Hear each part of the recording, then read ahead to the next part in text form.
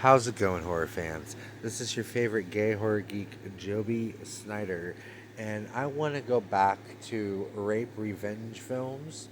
Um, I talked about I Spit on Your Grave, and its sequel, I Spit on Your Grave, Deja Vu. Now I want to talk about a newer rape revenge film that literally kind of pays homage to the rape revenge films that came from the 70s and the 80s, much like I Spit on Your Grave. This movie is absolutely stunning. Um, Guys, we are talking about the 2017 horror film Revenge.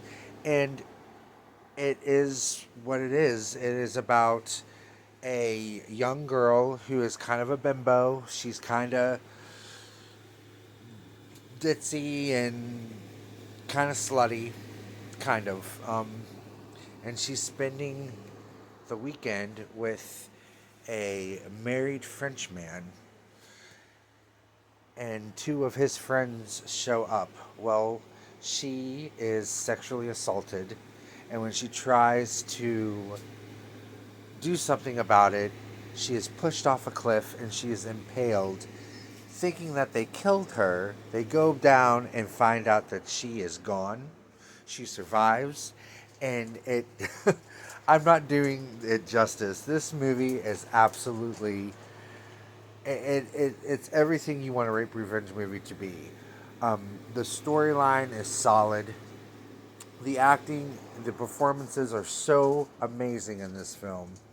The really important part about this particular rape revenge film is much like I Spit on Your Grave, the rape scene in that movie is so intense and so realistic and brutal and just gut wrenching.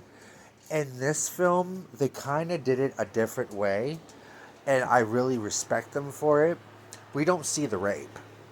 We don't see the brutalness of what is happening to her. We kind of hear it, which is still very disturbing. You know what's happening without having to be put through the visual of what is happening. And I really respect that. And it's crazy because this movie is extremely violent. It's insane how violent this movie gets. And you don't see the major part of her being assaulted. I think it's really important because once the violence starts, it's more geared to her tormentors and these men that are awful men that really get what they deserve. Um, it's this movie is like I said, it's so violent and it gets brutal after what happens to her. Um, she definitely survives, and it becomes an epic war zone and an epic battle for survival and to take back what they took from her. Um, another really cool thing about this film that I have to touch up on is the fact that our lead actress um, has lines in the beginning, the half of the beginning of the film. Once she is pushed off the cliff and she's impaled by a broken tree, she has no other lines in the entire film. All of the lines go to the men. She is silent through the rest of the film, and I think it makes her. It's definitely powerful.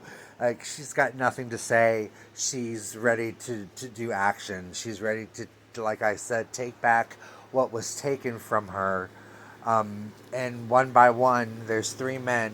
One by one, she brutally does that, and it's almost like a dance. It's so well done, and the sequences of her hunting these men down and fighting for her life and them trying to fight for theirs. It gets very dirty. Like you're gonna want to take a shower after you watch this. It's set it's set in the desert.